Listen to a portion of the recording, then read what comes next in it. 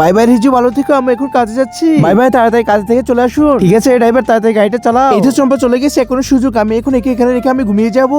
আরে উঠুন, আমার অনেক বেশি খিদে পেয়েছে, এখান থেকে চলে যা। হ্যাঁ আমি এখন কি করবো, যাই হোক এখন আমি ফ্রিজটা খুলে দেখি, আরে কি ফ্রিজে দেখি কিছুই নেই, তো খিদে পেয়েছে। আরে মিনা তুমি চলে এসেছো, আর সামনে এখানে বসি, দাঁড়াও আমি এখন এই চোরটাকে মেরে ফেলবো। আরে কি আম্মু তো নেই, কিন্তু আমার তো অনেক বেশি খিদে পেয়েছে। আরে শয়তান এখান থেকে চলে যা, চকলেট গুলো ধরবি না। এই কি আমাকে ছেড়ে দাও, আমাকে মেরো না। এই তো আমরা অবশেষে শয়তান থেকে ধরে ফেলেছি। হ্যাঁ তুমি কোথায়, আমার তো অনেক বেশি খিদে পেয়েছে। তাড়াতাড়ি এখন এই চোরটাকে ধরে আমাদেরকে তাড়াতাড়ি থানার মধ্যে নিয়ে যেতে হবে। হ্যাঁ আম্মু তুমি কোথায়, তাড়াতাড়ি আমার কাছে আসো। এই নেন ম্যাডাম, আপনার বিটকেসটা খুলে দেখুন সবকিছু ঠিক আছে কিনা। কাজ শেষ হয়ে গেছে, এখন তাড়াতাড়ি রাজুকে কল দিই। এটা আমি কল দিয়েছি, এখনই হবে আসল মজা।